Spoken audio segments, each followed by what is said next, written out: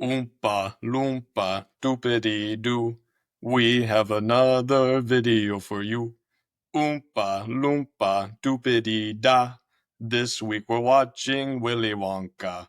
What do you get when you have two buddies talking about their favorite movies? Handsome and dashing and so very smart. You can only get this from the movie cart. Oompa loompa doopity dee. Now it's time to talk about the movie. Like and subscribe to the channel too. That's what the Oompa Loompa doopity do.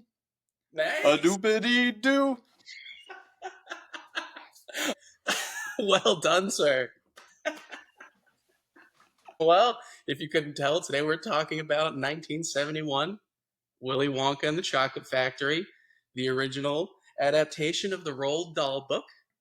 Famous children's author of things like James and the Giant Peach, Big Friendly Giant, other giant things. This is his first major film adaptation, which he has since disowned and was, quote, infuriated with plot deviations and the focus on Willy Wonka, which is notable because they changed it from Charlie and the Chocolate Factory to Willy Wonka and the Chocolate Factory, because the Gene Wilder performance carries the whole movie, but we don't have to get into that right now. Carter, I do have to ask you just your general relationship to Willy Wonka, the character, and to this movie specifically. Well, I remember growing up, it entertained me, but it also freaked me out like pretty bad. Like specifically, like and it's pretty. Well, I guess it's like halfway into the movie, but Augustus Gloop when he falls into the chocolate river and gets sucked up by that tube. I had like a forever fear of like that happening to me in a water slide, like an enclosed water slide, just getting stuck like Augustus. So that was the longest lasting memory I have of the movie. But also I just remember it, it's like a cornerstone of most kids' childhood, at least for our age. Like it's just a I weird, mean, yeah, wacky, wholesome movie. yeah, we'll walk through the movie, pretty generally as we go on, but just something like a room made of candy, like it doesn't get much better than that. As a child, they can eat the grass, they can eat the trees. I mean, that's incredible. It's pretty much everyone's dream come true. But we don't get to the factory for a while, as you kind of alluded to. That Augustus Gloop thing happens about 2/3 into the runtime. So just to set the stage here, we're with Charlie Bucket, a not very well-to-do kid, and his family, which is his mother, her in-laws, so her now deceased husband's parents, and her parents, all living in one bed in the middle of a room in a shack. I think that's fair to say. And something that I found funny before we get into the plot of the movie too much is that it is not ever stated explicitly, but Charlie is the primary income earner in the household. His mother does not have a job. They are, I don't know if the life insurance was keeping him afloat from the passed away husband, or if Charlie's quarter a week was keeping him alive. But it's something I had never really noticed or thought of. But she does not have a job. I think there's one scene where he visits her and she's doing laundry. That might be like her gig. I don't It might be at her house, but Yes. she might have some sort of job. But the fact that like Something I he find on the internet. In the book, she doesn't have a job, and in the movies, she's never explicitly stated to have any income. maybe she's just bumming it out as well. Maybe Charlie is the sole money getter of the family. Well, there's one point where he brings home a loaf of bread and someone comments like about how they've been having cabbage water for dinner for like 2 weeks. What's that? Not even like what is it just water and cabbage? I think the cabbage, some nutrients might have soaked out into the water, hopefully. Uh, I mean, they're keeping alive four elderly folks, so it's got to be doing something. But so the general idea of this movie is very simple. Willy Wonka, he's an eccentric kind of hermit at this point. He lives alone in his factory. You never see anyone coming in or out, as the creepy shopping cart man suggested. And he starts this promotion that takes the globe by storm. That in five of his chocolate, Yeah. there are going to be golden tickets. And this golden ticket will grant them access to a tour as well as, you guessed it, a lifetime supply of Wonka candy. And that's, I mean, for everyone other than Mike TV, that's the main event. And we spend a lot more time than you think revisiting this movie with the Bucket family. I think you said 41 minutes before. 47 minutes is when you actually like get to like they're not even inside the factory. It's like Willy Wonka is about to roll up and do his little show. And which But I will say I didn't realize like the first half of this movie is a lot of Charlie and his family and just kind of their dynamic, but a lot of it is just like how the world is reacting to this golden ticket event. And it's honestly really entertaining. There's some really good bits with that. pandemonium. And I am going to introduce I'll call them foils, not antagonists, the other four children of the movie. I'll introduce them as we meet their demises, and we'll go into more depth on the characters. But it is fun to see globally. I mean, it's just pandemonium. It's not like if Jonathan Hershey put out some golden tickets. I don't think this would be happening. This Willy Wonka is clearly a mythical figure. Yeah, it's not like the Danimals sweepstakes with Zach and Cody. Like people were They didn't want to win, intrigued, but no, I wasn't like, telling my mom we got to buy 1,000 bottles of Danimals because I have to see these twins. but I was checking under every cap to see if I won. I mean, you got to do your due diligence. I mean, you don't want to miss out on the sweet life. But so we're introduced to Charlie as well as his ailing grandparents and his mother, who is probably trying her best. She does have four elderly folks she has to take care of on a daily basis. That's a full time job. And Charlie is immediately shown to be very grateful for the meager circumstances he finds himself in. He's also very humble, very sweet kid. He gives his mom most of his income, which now does make sense given they need to eat. But he's painted as the nice kid, while obviously the other four are kind of brats or just hyper annoying, or in Augustus Gloop's case, just a little tubby. And we'll Just obese. now hold that because he's not, but we'll get into that later. Um, and eventually, Charlie gets his first chocolate bar, no dice. Second chocolate bar that I have to imagine Grandpa Joe stole or something. No It was dice. the No, I'll tell you where he got the money. Charlie gives him money for his tobacco addiction. He's giving away part of his quarter, and his grandpa. This is the only one good thing his grandpa does the whole time is just not be the worst person ever, and decides to buy a Wonka bar with the tobacco money instead. But the fact that they're eating cabbage water every night for like 2 weeks, and the grandpa is getting his addiction funded by his grandson, who's maybe in fifth grade, is just insanity. And so no dice on the second one. We see Candyman singing his songs, giving away free candy to all the kids who presumably have more money than Charlie. Charlie gets no candy. What are you gonna do? Them's the breaks, Charlie. But he ends up finding, was it a dollar bill in the No, sewer? he finds like a single quarter in like a sewer grate on the street. Okay, yes. He finds a piece of currency inside of a sewer grate and decides, you know what? Third time's a charm. He wins it. Full grown adults try to kill him on the street to get this golden ticket, but he's got to go.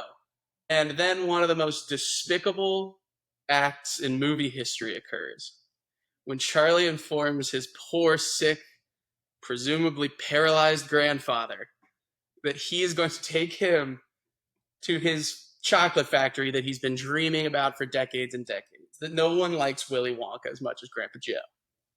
And Grandpa Joe then proceeds to do a full Olympic acrobat routine, getting out of bed, clicking his heels like a damn leprechaun.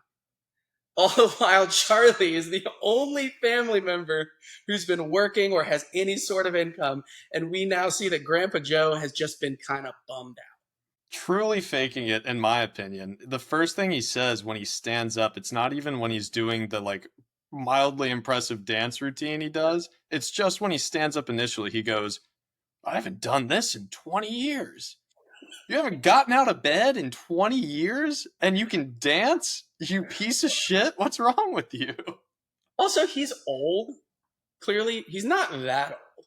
So 20 No. years ago, he was probably 50, 45? Yeah.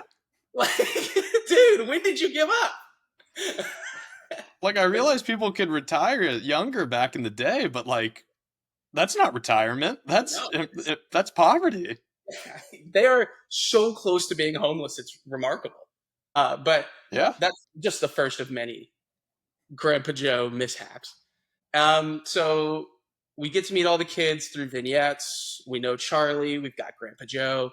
All of the kids are also accompanied by chaperones. And then we do get an iconic introduction that I do think has been misrepresented by Gene Wilder and maybe the producers of the movies to maybe add a little, fiction around the actual story. Gene Wilder claims that if he was not allowed to hobble out of the front door of the factory into a pretty cool somersault, that he wouldn't have done the film. I have to call BS on that one a little bit, but it is a remarkable introduction for the character. Carter, what did you think the first time you saw William Wonka? Um, I have to agree. It is an incredible introduction because no one knows what to expect. Like, it's kind of like I think The Dark Knight Rises got inspiration from this movie. Bruce Wayne's hobbling around with a cane. Yeah. Like, it's just a great red herring. Like, oh, it makes sense. Like, he's this injured, like hermit of a man, and then out of nowhere he just actually I'm sick as hell and I'm gonna do a little barrel roll right to the crowd, and then puts his hands up because he knows he's just gonna get like He's killed it. showered in applause. He's been thinking about this one for years. And I do think that in addition to just being pretty cool and funny and whimsical, I do think it does set up Willy Wonka as it shows two of his major character traits. One is like just his eccentricity, like his weirdness, his showmanship, but also his love for deception. And I think that he from the get go wants to keep everyone on their toes. They have no idea what to expect, and as you see into the movie, obviously that that continues to be a theme. No, definitely. I think that's a great point that it kind of foreshadows like his demeanor and what he has in store for the children as he kills them one by one. It's a great introduction overall. Yeah, you're right. It's just the perfect encapsulation of like who this person is. Yeah. And so let's get into the factory, man. This is again, we're now 50 something minutes into the movie. I didn't do the exact timestamp on that one. But we get into the main room, kind of the most, like I said earlier, the most delicious looking room you've ever seen. You've got the mom stuffing her face with the mushroom cap. It all looks delicious, and we get to our first character demise. Poor Augustus Gloop. Now, Carter, when you envision Augustus Gloop in your mind, he's a glutton. He's a pig. He's an obese boy. His whole character is eating. We don't know him for very long. We get about 6 minutes of Gloop.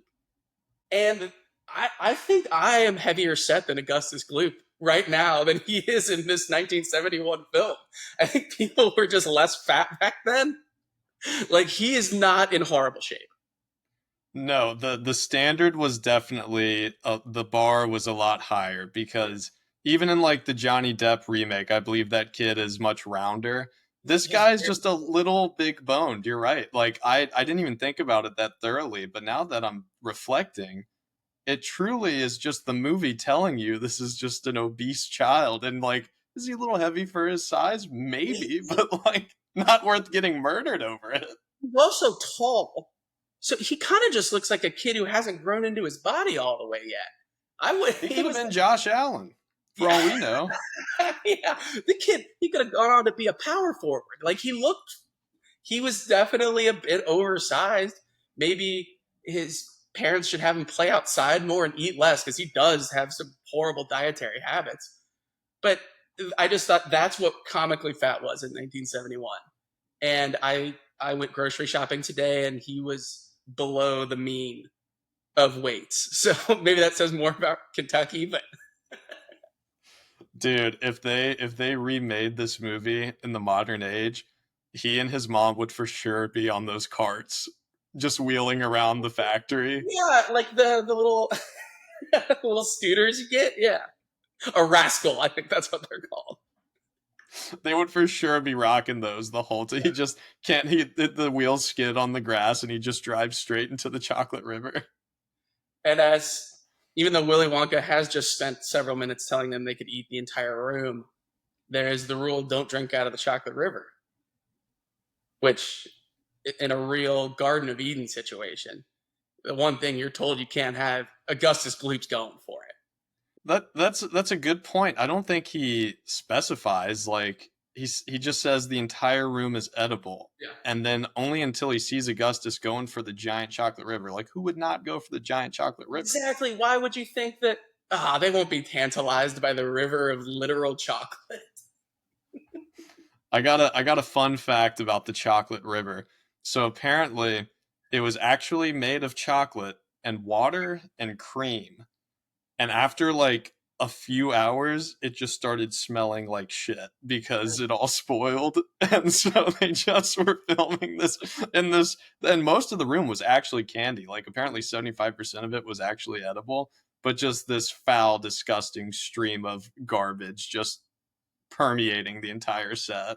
Yeah. Also, it doesn't look delicious.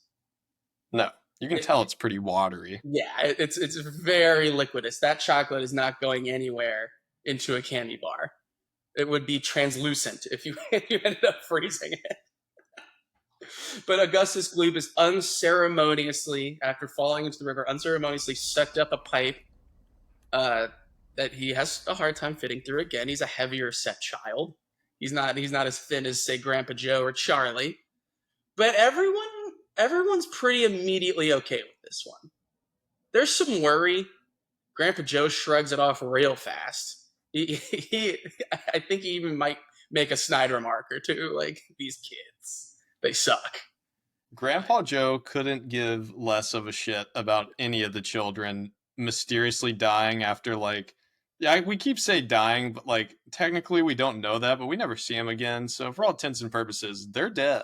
I'll say other ailments such as Mike TV shrinking or Veruca falling into the trash chute, fixable. We pretty there's He's suffocated in that pipe full of liquid. There's no way out for him. And then I No. imagine he goes to be compressed into a chocolate bar immediately thereafter, which is pretty sickening and a little horrifying to think of. Yeah, well the mom is obviously the only one concerned. Then the rest of them are just a couple parents are a little shocked and horrified. Then they're like, nah, whatever. He did say don't drink I the river. guess that'll be fine. And Willy Wonka really brushes it off because clearly this was by his design, which I'll get into later. But he saw that there is an Augustus Gloop kid who is the fattest person who's ever lived at this point, and he needed to teach him a lesson. And then we get to the most interesting, iconic, to me, riveting part of the movie, which is their boat travel through the tunnel.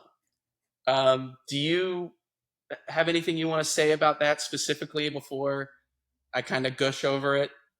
So let me walk you back real quick for a sec. I think the one of the best parts of the movie is when the doors to the candy room first open and Gene Wilder busts out the most iconic song, and the kids are all eating the chocolate and the Yeah. different candy, and he just sings the world of imagination song. It's just that's a really like I don't know, it's just a magical that's like movies at its best. Like it's just And such a that's cool and scene. that's what was so weird to me because that something like that was the reason Roald Dahl hated the movie so much. He called the songs like sappy and over sentimental. And it's like, are you kidding? Like this feels like we're witnessing a historical moment right now. Yeah, no, I totally agree. And apparently he was supposed to write the screenplay, but then they decided that he was taking too long and let someone else finish it, but still gave him the credit. So it's even funnier that he hates it because it's under his name. But Yeah. regarding the boat scene, just the most inexplicable, frightening nonsense I've ever seen in a children's movie, Also, probably ever. yeah. Was there any inkling? of an idea, any foreshadowing that we were going to be thrust into a full-on 3.5 minute horror movie? Like, did you see anything that would lead you to believe that? No, and I think that's really where the parents start to get a little more antsy because, like, the child getting stuck in a tube, maybe gonna suffocate to death, would probably like stop most tours in the world. Mhm. And then Wonka's like, "Let me ease your emotions by taking you on the most horrifying, hallucinogenic boat ride of your life. That'll Yeah. really cool the temperature down." Also, the still image of Slugworth that appears like via projection in the tunnel, horrifying. But yeah, just to break it down, and again, everyone's seen this movie. It's in everyone's kind of brain canon. But I do think it's worth going back and rewatching it because the things that stick in your mind so much are the candy and the songs. And something like this might have just been memory hold because when you were 8, you were like, "Well, I don't know what the hell that was." But but now we're back to the candy rooms. But yeah, he starts a little sing song, a little poem.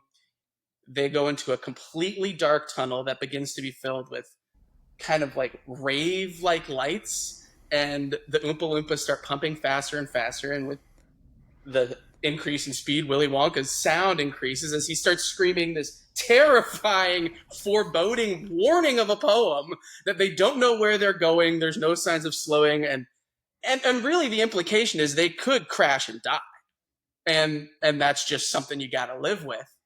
And another just despicable Grandpa Joe moment is how stoked he is for most of it, because he is just forgive my language. He's a Willy Wonka meat rider, this fella, and he is just all about this clearly now insane man who at worst is a murderer, at best is like child neglect and endangerment, like, and it is shocking, and it's terrifying, and it's one of the most like intriguing 3 minutes of film that I can conceive of. Dude, some of the imagery, I'll just walk us through it real quick.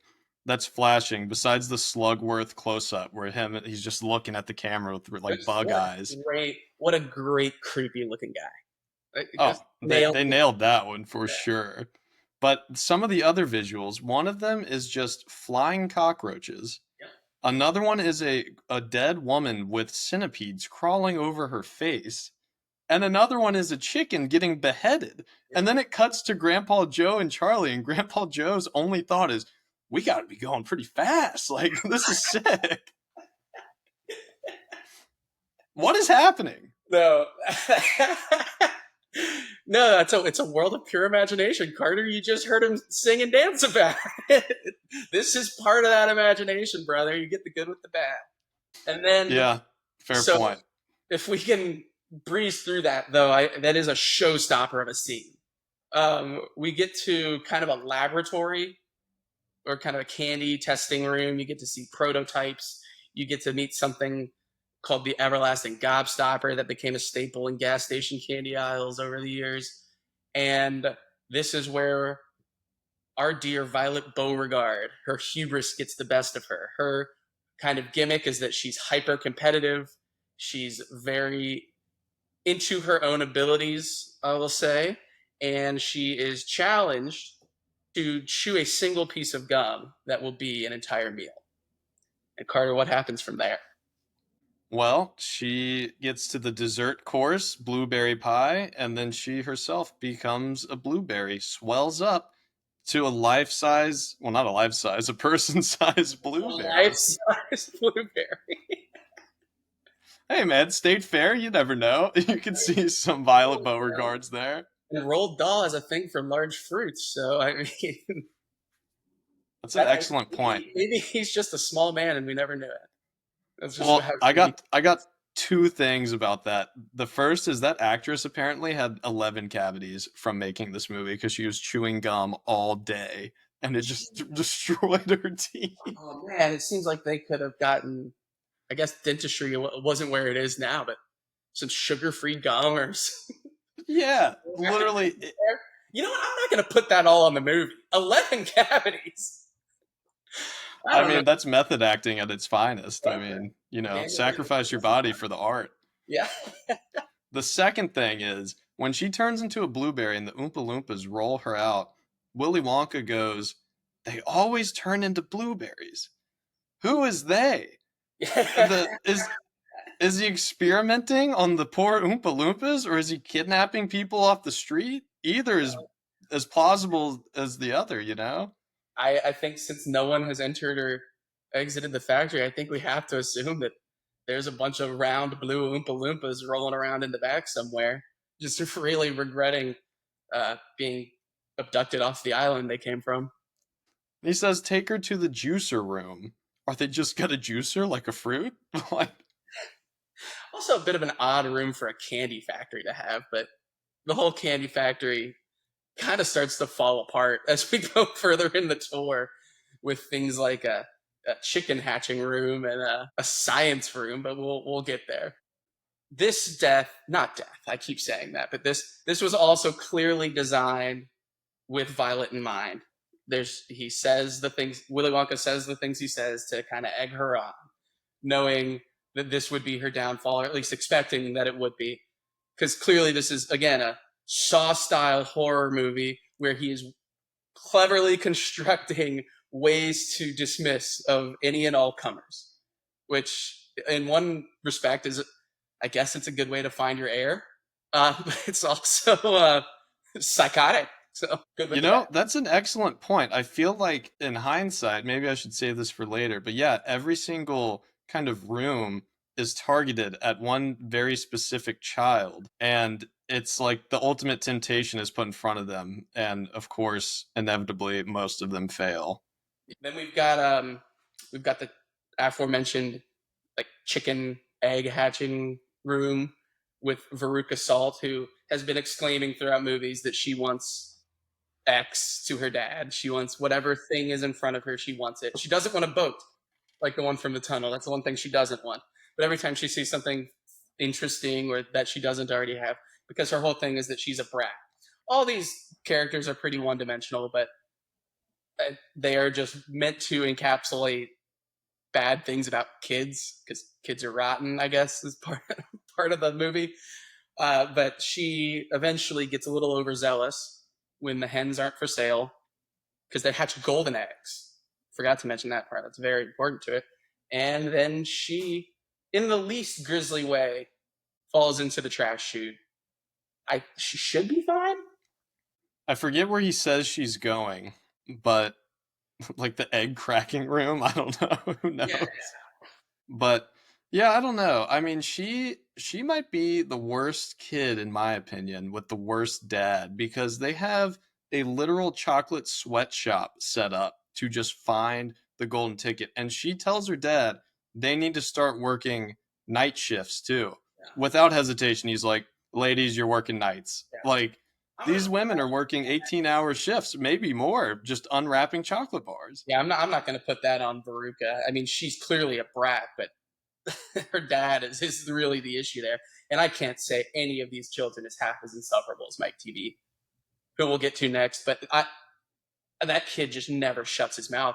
And his name is Mike TV, and all he talks about is television. It's shocking. Like, he truly is a caricature of, I don't even know what kind of kid he's supposed to be. I think Mike TV is actually a sick name. That's my Yeah, hot take. if you're a comic character, yeah, there's Archie, Jughead, and Mike TV. Like, it's not a real human name. And then he talked about, like, during the boat ride, why don't they show stuff like that on TV? He says, like, really weird stuff like they should make this into a series. Like, he's developing for HBO Max. Like, I don't know what. He's such an odd. The kids are such clear stereotypes. And especially in 1971, maybe this was like Roald Dahl's, like, the kids with their doohickeys and their TVs, they're gonna, maybe he thought this is what they were going to turn into, but this isn't a thing. Mike TV, maybe the only character that was more cleverly done in the 2005 version, because that kid just liked video games. And Yeah, I feel like he's just kind of the stereotypical caricature of the child of like they just all they do is literally just consume television all day, never he go said he's outside. 71. What was he Yeah, on? I mean that's that's tough. And he That's an dresses early as, TV dresses as addiction. a cowboy, which is fun. So I when I was looking at the characters and looking at their little overviews, one of the things that pointed out about Mike TV is that he was also meant to represent what happens to children neglected by their parents. So I suppose that if a kid hasn't paid enough attention to, he'll become obsessed with the 4 channels he has access to on TV. That makes sense. I could see that. Like they're never around to tell him not to, so he's just always on the box, just Yeah. watching, and doing But we nothing skip else besides ahead that. because after Veruca Salt incident, that's when we get the fizzy lifting drink, correct? Where Yes. we learn that Augustus Gloop's gluttony is his downfall. We learn that hubris is the folly of Violet Beauregard. Veruca Salt, it's her greed. And what is it for Charlie? His Grandpa Joe. His his worst characteristic is his selfish, inexplicably irresponsible grandfather. And Yeah, then his absolute leech of a grandpa is and his only downfall. Willy Wonka, who has cleverly constructed these traps, foresaw that. He said, "This is a good kid. I like the cut of his jib with that grandfather. He's going to be a problem. And so I must construct a trap that will eventually dice them into a million little pieces." Yeah, I mean, if only we were so lucky and Charlie managed to escape at Grandpa Joe's expense. Maybe he gets cut to ribbons and then Charlie figures out the burping thing and saves his own life. But the thing that I think really illustrates just how big of a moron idiot Grandpa Joe is before they walk into the room with the fizzy soda. Not like 30 minutes prior, not an hour prior. The moment before they walk into that room, Charlie looks at him and goes, "Why don't they listen to Willy Wonka, Grandpa?" And he goes, "Because they're all nitwits, Charlie."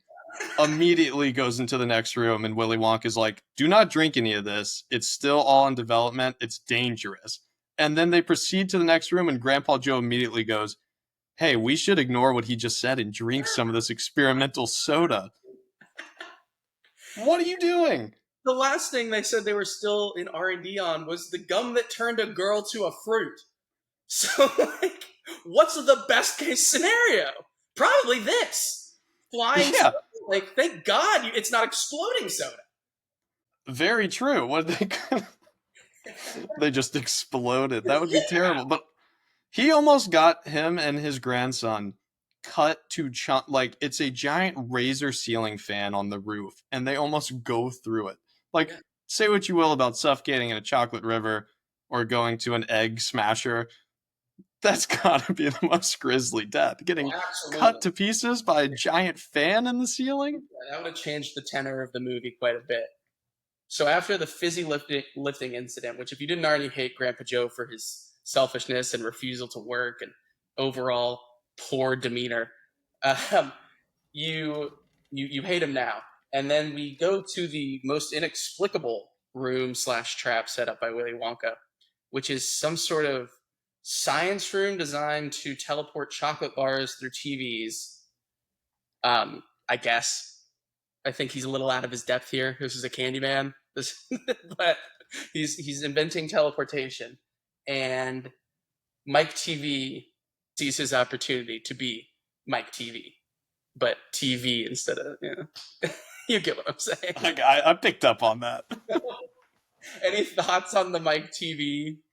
I I don't. I got a few thoughts. Okay. The first one is, why is Willy Wonka making candy? This dude is creating cutting edge technology. The everlasting gobstopper never gets smaller, never loses its flavor. He's made an infinite food resource. And yes, it's candy, but surely the technology can be expanded upon. Yeah. And the next room, he's figured out teleportation through like radio waves, apparently. But anyway, Mike TV. So you went the opposite way. I said he should stick to candy. You said the government should be using Willy Wonka to develop cutting edge technology. I mean, this guy's got a lot of bullshit in his factory, and he's got some candy, but he's mostly got just mind blowing inventions that no one's ever seen before that could change the world. Yeah, I think it bears repeating. I think I said it earlier, but after that first room, we're really short on candy in this movie. Like, It goes from all candy to very little candy. Yeah, and dude, there's when they get Mike TV hooked on the idea and they just know they've trapped him and he wants to teleport. When he's running to the platform, the Oompa Loompa's face when he sees what's happening, it literally goes from stoicism like this to, and as soon as he gets on the platform, he smashes that button and teleports the kid. He knew it was coming and he was waiting for it. I think that a lot of people tend to paint the Oompa Loompas as victims or slaves, even. They seem complicit in a lot of these schemes drawn together, and they also have songs to accompany all of the grisly They fate. seem they seem fully bought into what Yeah, Mr. Wonka has going on. yeah, maybe And there were dubious beginnings to the Oompa Loompas being employed, but now there is much they're in on this. yeah, Stockholm. they are complicit for Yeah. sure. And that brings us to Willy Wonka in what I think is one of the most shocking, aggressive, like you'd never see something like this in a children's movie now, where Willy Wonka addresses the fact that Charlie and his grandfather did break the rules. They are now no longer eligible for the prize. And Gene Wilder, he just goes like full Al Pacino screaming. He's terrifying, and there's such an intensity to his face that it's like this certainly made small children cry. It is more aggression than you will ever see from a grown adult in a children's movie, and it's brilliantly acted, and it's startling, but not in the way that the tunnel ride was startling, where it was clearly done as like a horror effect. It was startling in a very human way, where it was like this is an aggressive man who is very upset that you did not play the game by his rules. Yeah, no, I agree. That I talked about the chocolate tube earlier scaring me as a kid. This was definitely probably the thing that resonated the most as far as like kind of freaking me out was just the adult, the whimsical, happy guy kind of doing this crazy 180 and just screaming at the main character who's been just like a saint of a child the whole movie. It is jarring and it really kind of takes you aback. And apparently they did not tell the actor who plays Charlie that that is how Gene Wilder was going to do the performance because they wanted to get his real emotional reaction. And I think it worked. I mean, I would be horrified. I think there's a couple things in this movie that would never happen in a modern children's movie, but I think that one is the most like simplistic. This is an adult performance in given in the middle of a children's movie about whimsy and candy and imagination, and I think it's jarring. I remember thinking as a child, is he allowed to do that? Like, are there going to be repercussions for Willy Wonka? But now watching it, it's like wow, that they went for it. They did something extremely unique, and I really like that a lot. And then obviously it does come around. Charlie does, despite Grandpa Joe's greatest efforts, he is rewarded in the end. So all's well that ends well. You know, I think that all the other kids were given the opportunity to sell out Willy Wonka with the everlasting gobstopper. Mhm. But I think Charlie, that was his actual test. Like, he just knew it was kind of a given that the other kids would.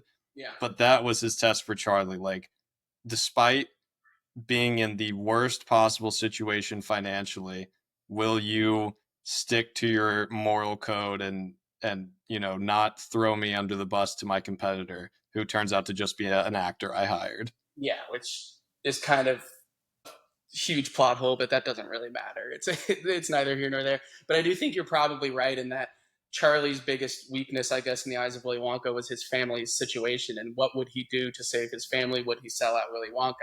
And he did pass that test with flying colors.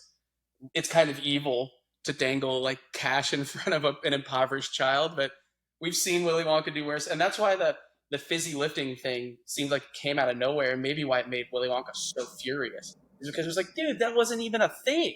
We weren't even talking about the fizzy lifting drink, and you all did that. Like, what are you doing? Dude, imagine like one of the Oompa Loompas just delivering him that message and just being like, "Sir, they got into the fizzy lifting." He's just like, "What the fuck? Really?" Where did I even put that? In the fan room? Are they okay? The only time he'd show genuine concern, like, holy shit, they did what? You mean the room with the razor blade fan? That's not good. We could be in some deep shit legally. Uh, Dude, dude, the only thing that Willy Wonka, in my eyes, failed at in his goal was he should have killed Grandpa Joe. yeah, maybe Even like just like, startled him what if to the death. final test was just Charlie? Like, he looks at Charlie and he's like, the factory is yours, Charlie. Just sets a gun down on the table and he's like, I have one more challenge for you. If you complete the ultimate task. But that's pretty much a basic rundown of the movie. Are there any big things that you want to hit just in terms of plot or character that we didn't cover? So I got a few moments I want to spotlight. Well, first, the ending I absolutely love when they go into the glass elevator So cool. and Willy Wonka tells Charlie the factory is his and he can bring his whole family to live there. And he tells him, but Charlie, don't forget what happened to the man who suddenly got everything he ever wanted. And Charlie goes, what? And he just says, he lived happily ever Yeah, after. And the music starts playing. and it's so sweet, and it's such a contrast from what we saw Willy Wonka doing like 5 minutes ago. But it also makes total sense. Like it doesn't seem like unearned or overly sappy. It just like he's just so happy, I guess, to be finding an heir, but also he kind of seems unburdened in that moment. Like, yes, Charlie, the factory's yours. I'm gonna go be insane somewhere else.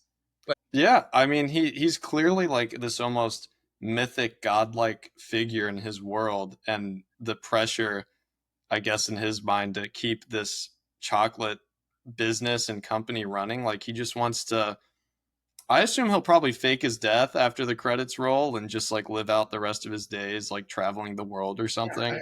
I don't find that hard to believe at all. I actually think that would be Gene Wilder, God rest his soul. But if we could have had an 80-year-old him performing as just a Charlie has to go find Willy Wonka one last time or something, I would have been front row for that one. I do have one theory I want to run by you about Slugworth, his alleged competitor.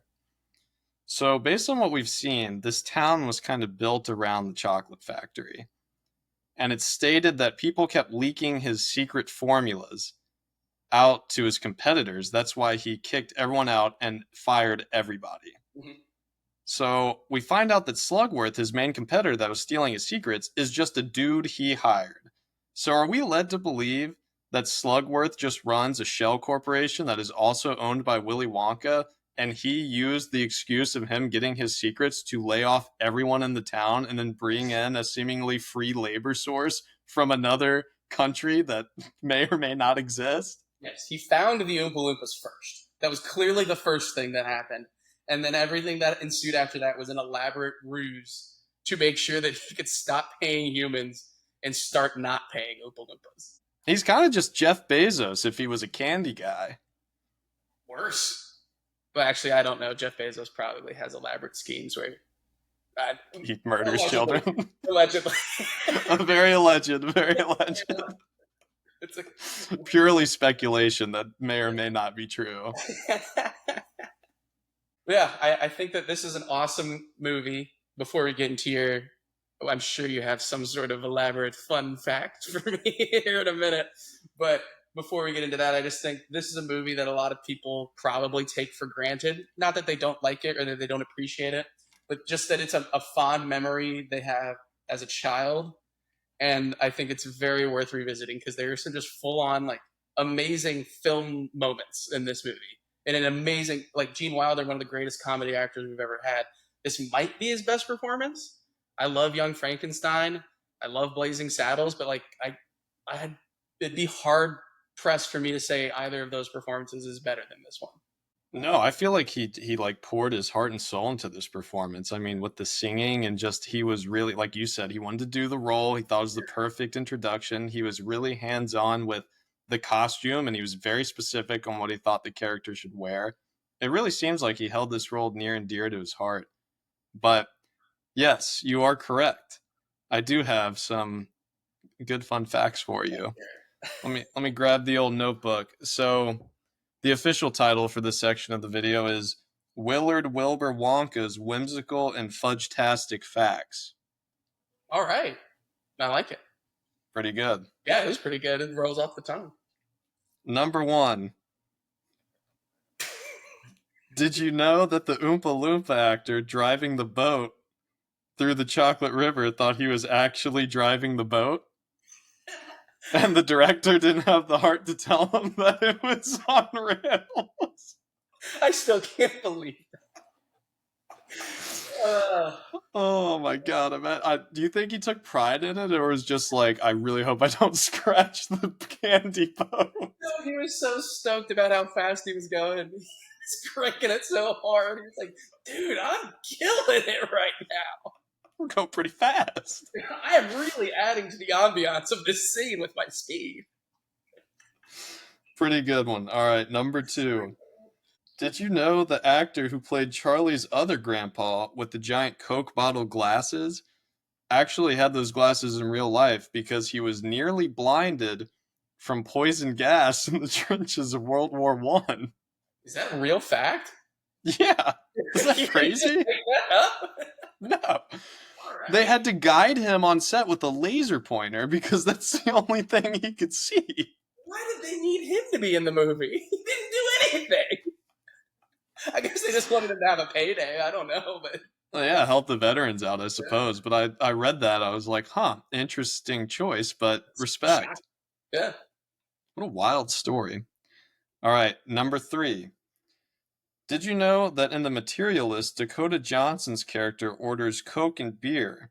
This was something inspired by Willy Wonka because it's some bullshit nonsense he would make in his factory. It really is. It was right next to the Thanksgiving dinner gum. Yeah, Like, this is something we're not even close on yet. This is if just horror some gross. no real human in real life would actually ever get this, but Dakota Johnson in Materialist would. Yeah, definitely in one of the later rooms. It may be a small section, the fizzy soda room, Maybe that that's what someone was the just thing soda tasted like. exactly. All right, the final fun fact for you. This one's really fudge-tastic. You're gonna like this one. Did you know that Jared Leto was considered for Willy Wonka, but he lost out on the part because he wasn't born yet and because everyone fucking hates him?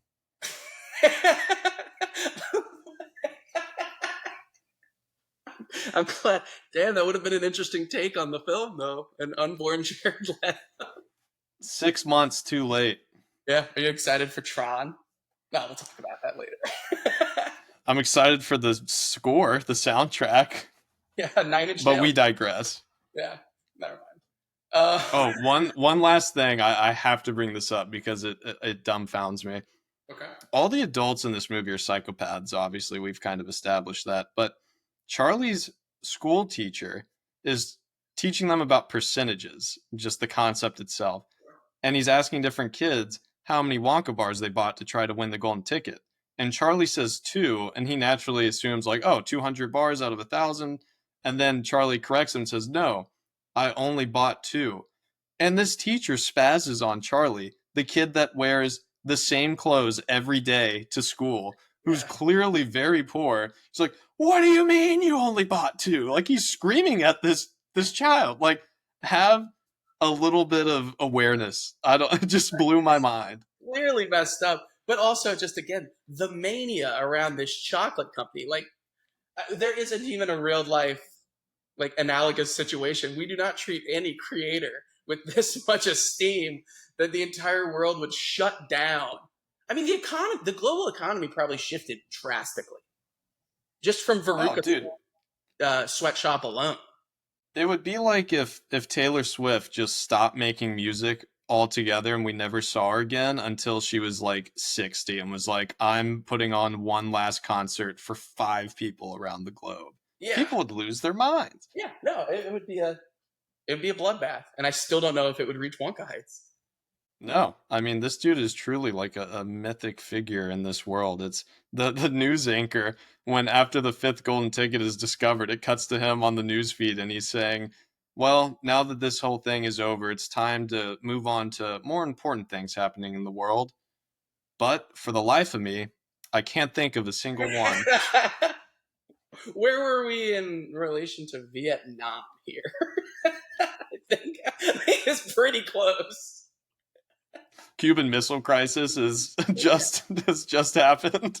There's Cuban Surely Missile there's something. Crisis, McCarthyism. We're in the dead center of it. All right. Do you have anything else? Any final thoughts before we leave? The last thing I just want to say is you all should definitely rewatch this movie if you haven't seen it recently. If you haven't seen it at all, then you really need to watch it because it's just an incredible movie.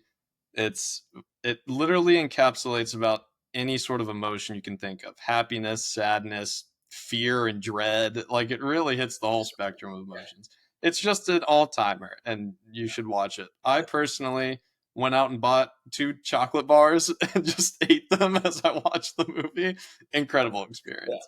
Just that, yeah, like you just said, the swing of emotions from the wonder and joy you get from him singing Pure Imagination to the terror you get literally 4 minutes later. Like it's just awesome. Um, but if that's the last thought you have, you sang us in with your beautiful song, so I Thank thought you. I'd outro us out. So if I may, yes, the channel must be growing. For the videos, just keep on posting. And we're certainly not showing any signs that we are slowing. All right, that's all I got. Well put, my friend. I couldn't have said it better myself. I should have brought up some like centipedes or Just start flashing some truly horrifying images. All right, well, I will end it officially with this and just say thanks for tuning in, Luke. Thanks for doing the video as always, and we'll come back next week with something else spectacular. Fantastic. See you then.